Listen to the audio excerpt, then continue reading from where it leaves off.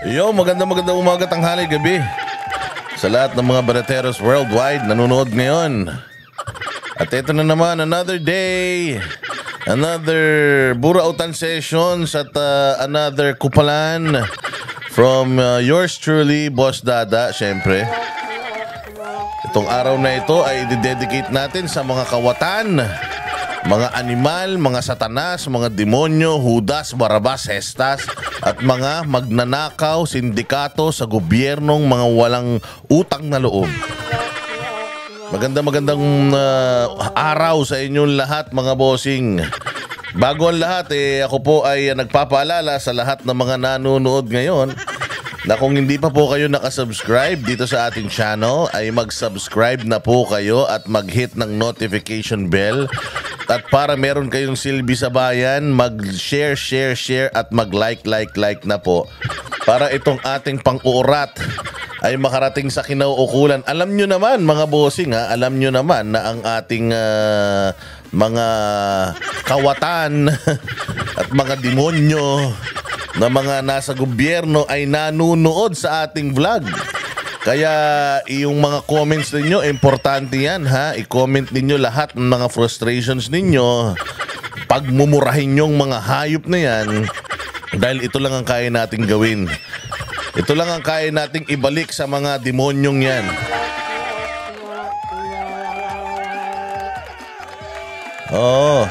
At ngayong araw na ito, mga bossing, ay kasalukuyang ifinafile yung reklamong kriminal laban dito kay Romualdez at sa kanyang mga kasapakat diyan muna sa ombudsman. Supposedly, i-file yun dyan sa RTC.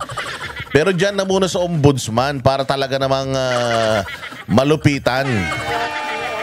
Diyan pa lang. Daanin natin sa maayos. Daanin natin sa legal, hindi yung puros papogi katulad ng mga congressman na mas inuuna pa yung mga preskon ng mga kupal, mga kung ano-anong mga gawain. Gigil na gigil ang mga congressman, mga bossing, dahil sa kabila ng kanilang efforts. Oo, matakin mo, may humabol pa sa pirmahan, ha. May humabol pa. Ikaw ba naman? Sabi-sabi. Chismis lang ito, ha. Hindi ko alam kung totoo to. Pero 150 million kada pirma.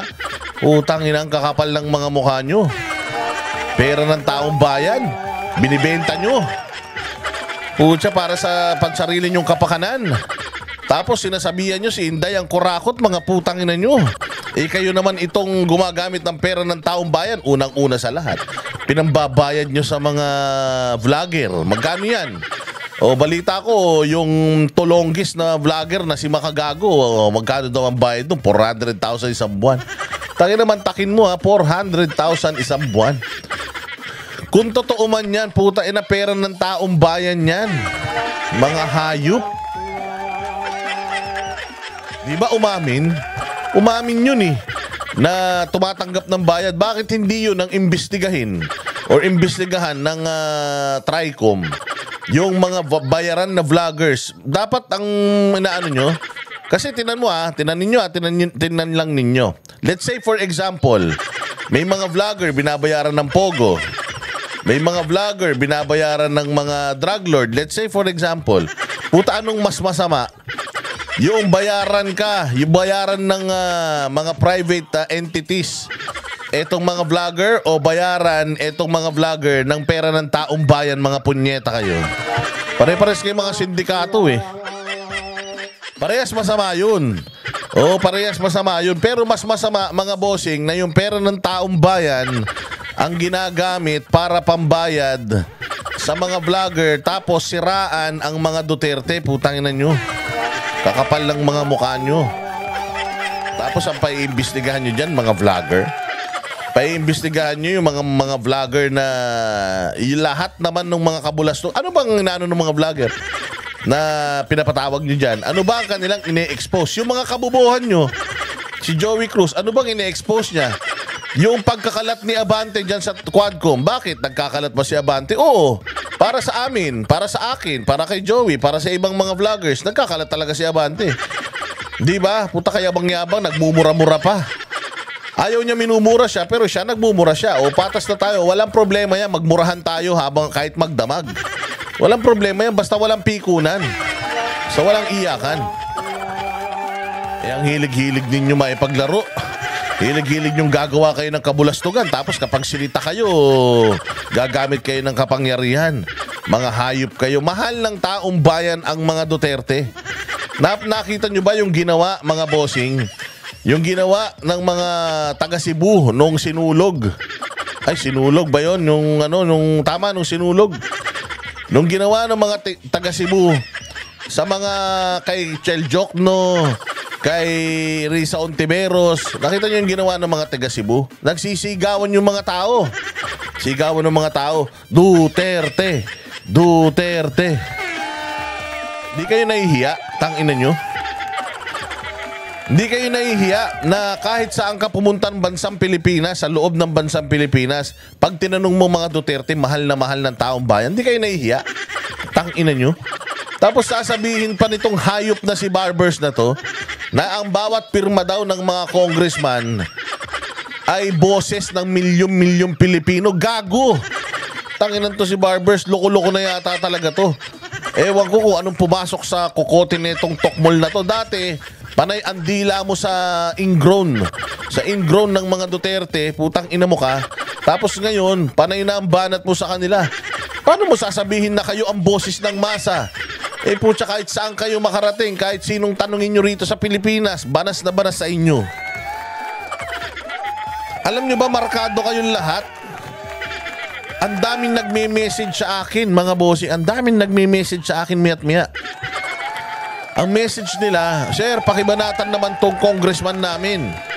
Naka-square pa yung mga pirma ng mga congressman nila doon sa ledger ng lahat ng mga demonyong congressman na pumirma para sa impeachment ni BP Sara. Meron pa isang pumirma, tatanga-tanga.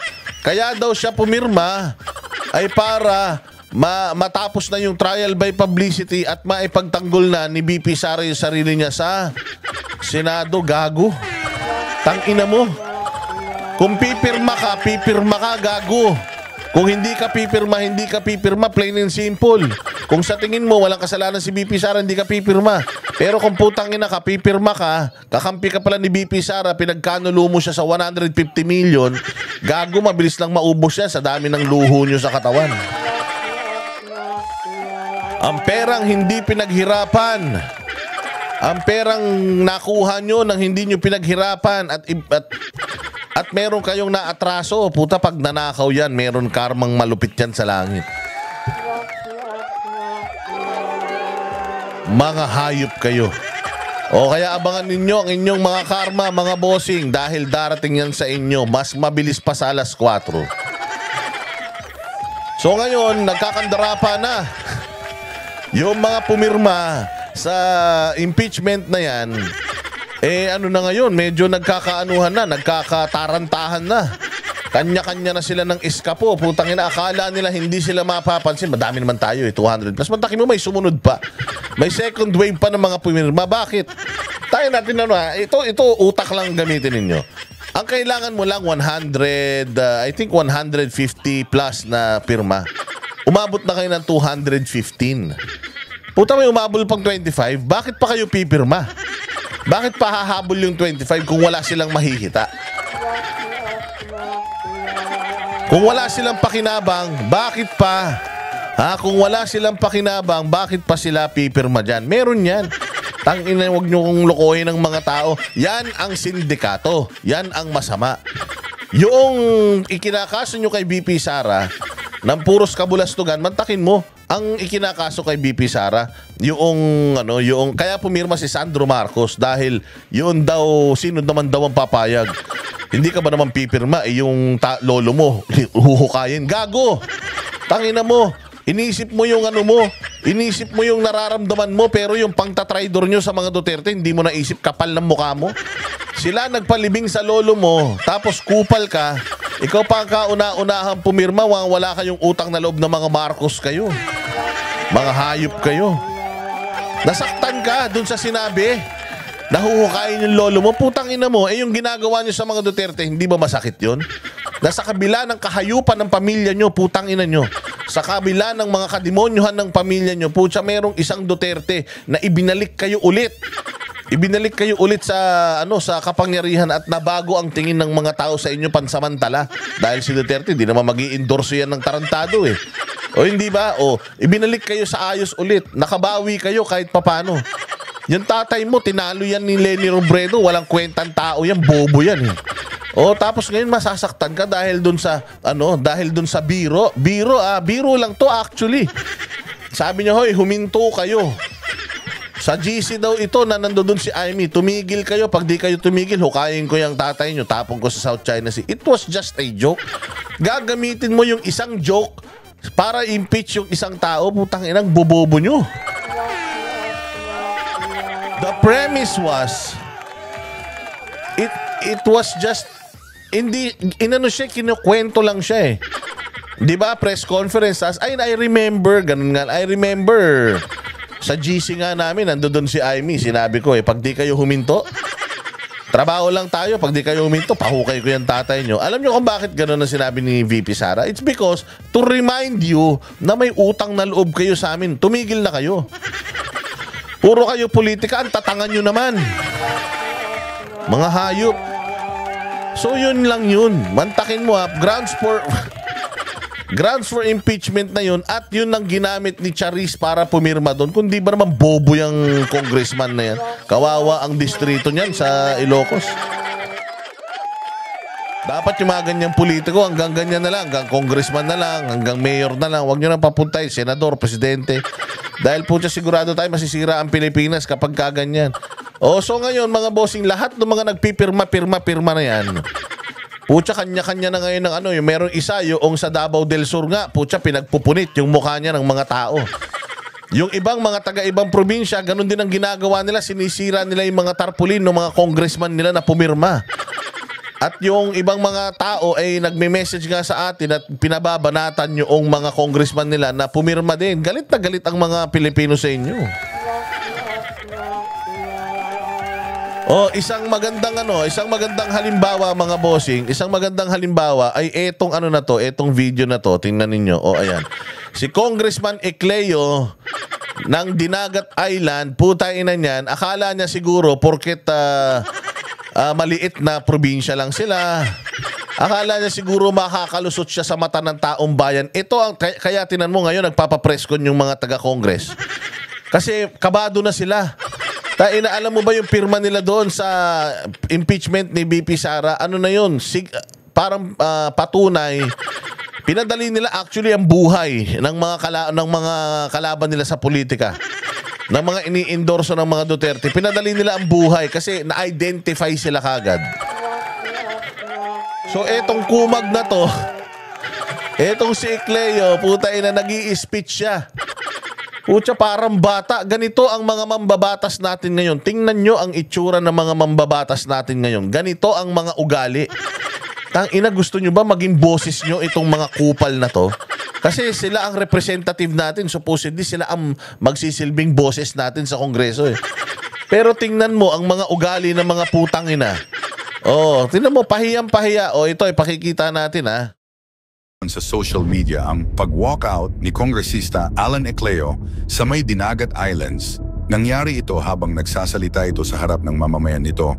Matatandaan natin na si Kongresista Ecleo sa kasama sa pumirma sa impeachment complaint laban kay VP Sara. Nangyari habang nagsasalita ang kongresista ay marami ang sumisigaw ng katagang Duterte, Duterte, Duterte. Habang nagsasalita siya, ang sigaw ng tao, Duterte. And we are talking about Dinagat Island. Hindi pa sobrang inaabot ng teknolohiya itong Dinagat Island, mga bossing.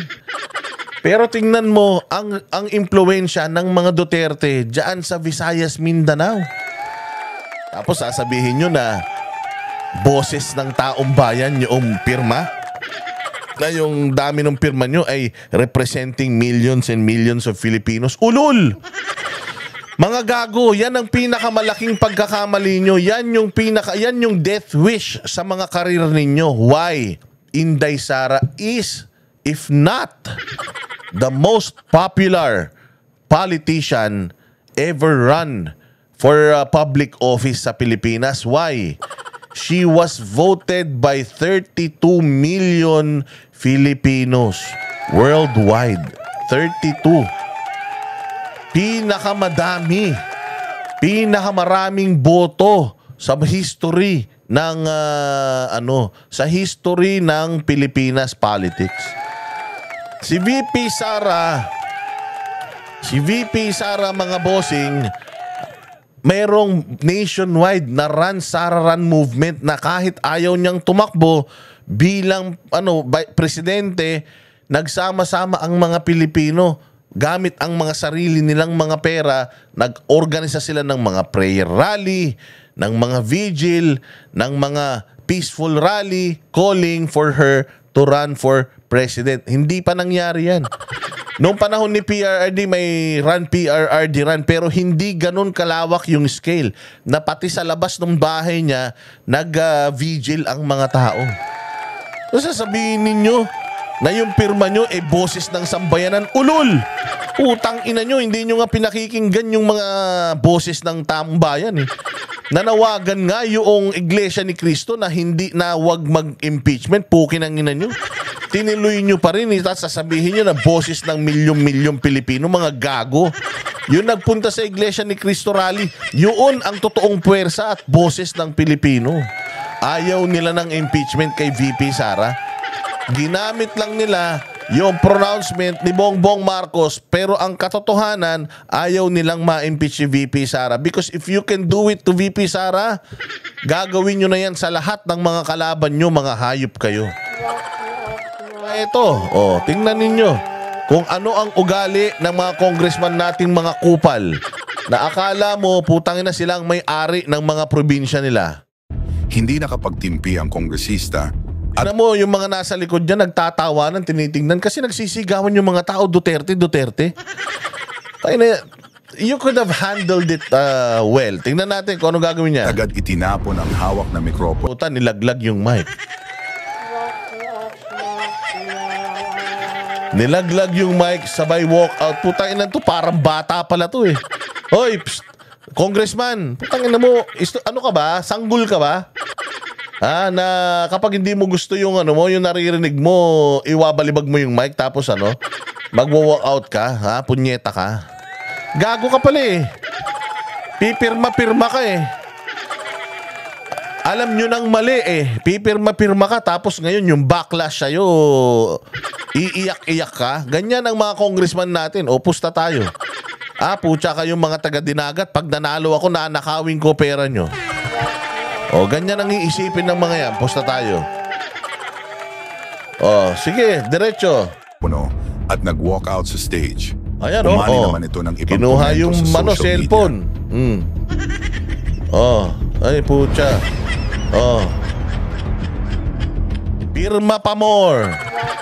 Ayan Diyan makikita kung sino pinaniniwalaan ng taong bayan. Ganyan ang mangyayari sa lahat ng pumirma, mapapahiya lang talaga, palakpakan. Ang ina nyo, akala nyo nakaisa kayo. 150 million ang kapalit, mga kaluluwa nyo. Ang kapalit, yung mga mukha ninyong mga mukhang pera. Ngayon, binubu kayo ng tao. Ngayon, nagbabacklash na sa inyo, mababawi nyo pa ba yan? Hindi na. Tangina, kalat na sa buong mundo na nandoon yung mga pangalan nyo. Yung mga nandiyan dyan, pati yung asawa ni Marcy Teodoro, pumirma dyan. Yung taga Marikina, putangina, pinagtatanggol pa naman natin yan dahil, mantakin mo administrasyon ngayon, bumababoy sa mister mo. Diyan sa Marikina, tas putang ina, pumirma ka dyan sa impeachment na yan, Maan Teodoro. Ina ka, dapat talunin ka ni Kimbo sa sa Marikina para lumubog na yung Marikina na yan. Buisit kayo. Yung mga tulpo na yan, yung mag-inang tulpo, utang na namamaga yung mga muka sa dami ng pera. Hindi pa kayo hindi pa kayo nagsawa sa dami ng pera nyo? Puros kayo puros kayo mga lawbreaker. Tinan mo yung anak na pumirma diyan, puta dumadaan sa EDSA busway. Ilang beses na palang nahuhuling, hayop na yan. Hindi kayo nahihiya na yung mga mukha nyo hindi na halos gumagalaw sa dami ng retoke, sa dami nyong pera? Pumirma pa din kayo dyan sa halagang magkano, 150 million daw. Di kayo nandidiri sa sarili nyo. Sobra-sobrang pera na yan. Si Edsel Lagman. Alam nyo ba si Edsel Lagman, na dahil pera noon, namatay, hindi niya nadala sa hukay yung pera niya. Ngayon, pinag-aaway-awayan na ng mga kamag-anak niya. O mamaya niyan, huling tulog nyo na yan. Yung lahat ng ninakaw nyo, kailangan isaksak nyo na sa baga nyo yan.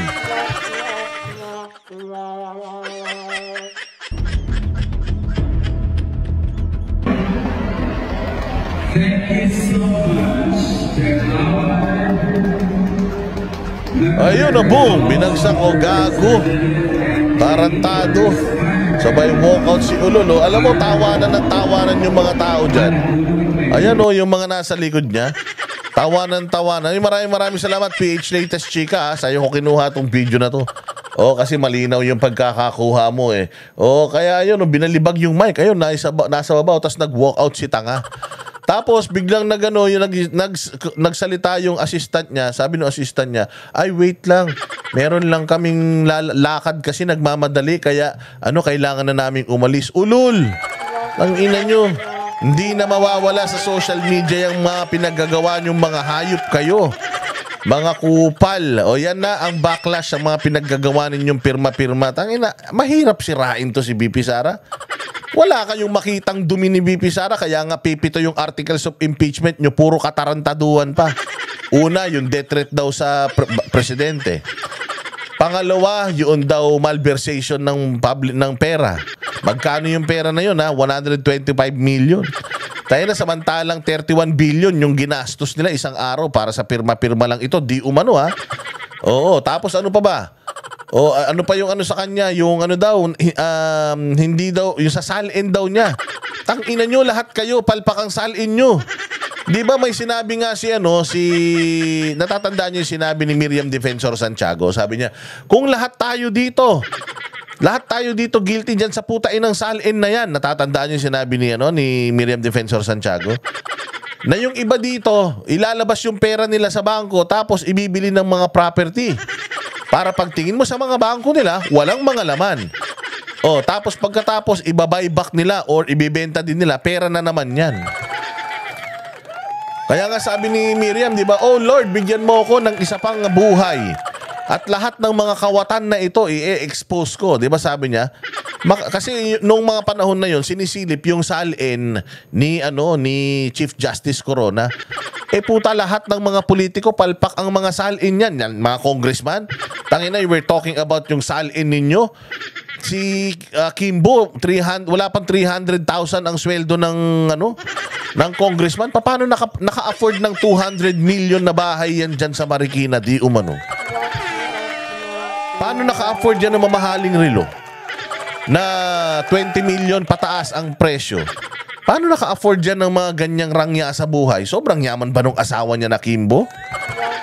Yung congressman din na asawa niya, nuknukan ba ng yaman yun? Nakikita mo ba sila, itong mga anak ni Villar, nagsusuot ng mga ganyan? Sobrang yaman sila. Villar ang pinakamayaman sa buong Pilipinas. Kaya kung magsuot siya ng diamante sa ipin, utangin na, okay lang. Pero itong mga kupal na mga congressman na ito, Marikina? Ano ba meron sa Marikina? Sobrang unlad ba ng Marikina? Nakikita mo ba yung mga congressman ng Makati, ng BGC? Nakita mo ba na nagagaganyan? Yan ang hindi may paliwanag na salin. Yan yung salin na unang tingin mo pa lang, alam mo na nakurakot. Hindi ba? Tapos si Inday Sara, sasabihin nyo yung niya, yung salin niya, hindi tugma. Ang ina nyo lahat kayo, puros mga salin nyo, puros mga doktor. Ano pa, yung kanya daw, demeanor. Yung kanya daw pag-uugali. Putangin na pag-uugali, impeachment na yan dahil lang yung ugali niya, hindi nyo gusto.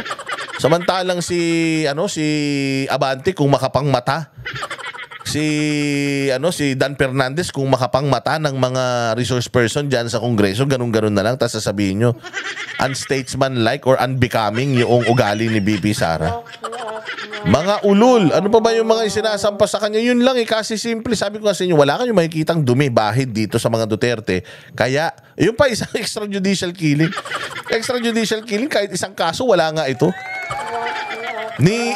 Kahit isang beses hindi tinanong sa Quadcom. Kahit isang beses hindi tinanong sa Quadcom tungkol sa extrajudicial killing. Si Leila de Lima, 15 years sa kapangyarihan, na hindi nakapag-demanda sa mga Duterte dahil dyan sa DDS na yan. Tapos iko-connecta nyo itong magandang babae na to sa DDS. Mga bobo. Tangina nyo, hindi nyo na maluloko taong bayan. So eto ang aftermath, mga bossing. Lalo pang lumakas yung sigaw ng tao nung binitawan niya yung mic. Duterte! Duterte! Dinagat Island to, mga bossing, ha?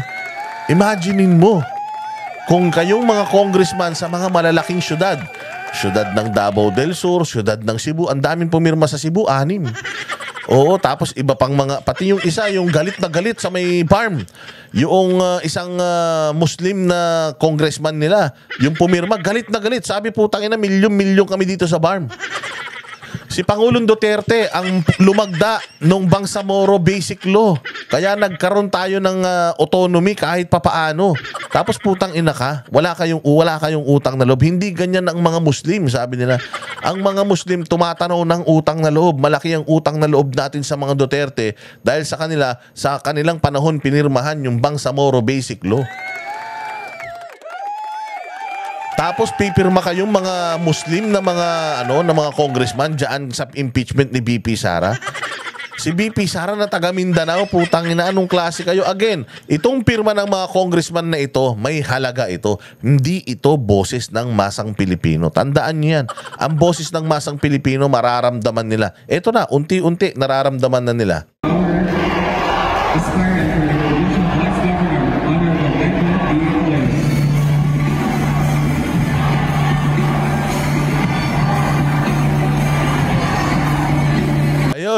Ulitin natin yung Islands. Nangyari ito habang nagsasalita ito sa harap ng mamamayan nito.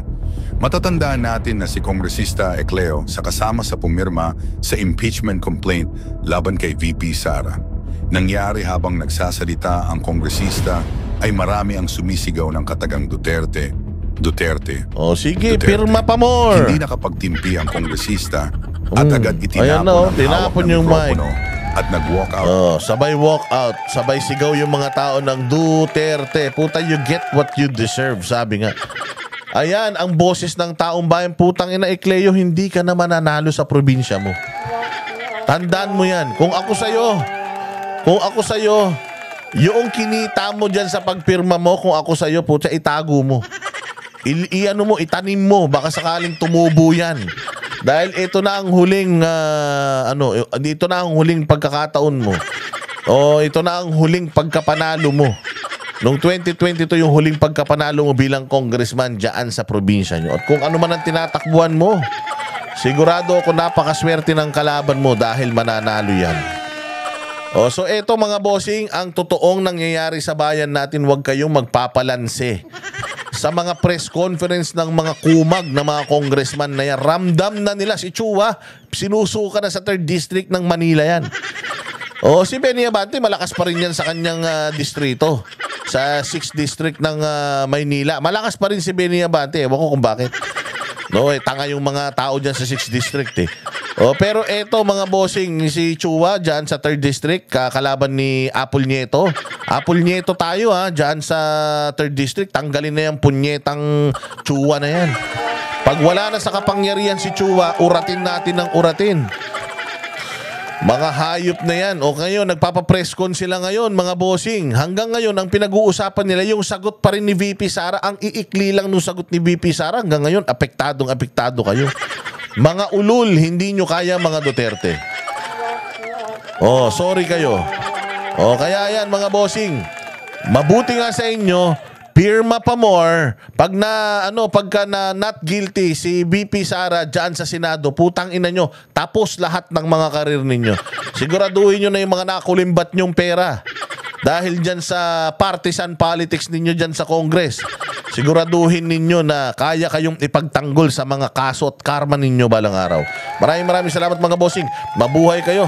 Magkita-kita tayong muli sa ating susunod na vlog. At again maraming salamat sa mga nagsusuper thanks dito sa ating channel. Salamat sa mga nagla-like, nag-share, sa mga bagong bagong mga subscribers natin. Mabuhay kayo. Thank you again sa inyong suporta. Magkita-kita tayo ulit sa susunod na video. Yan ang panatero, walang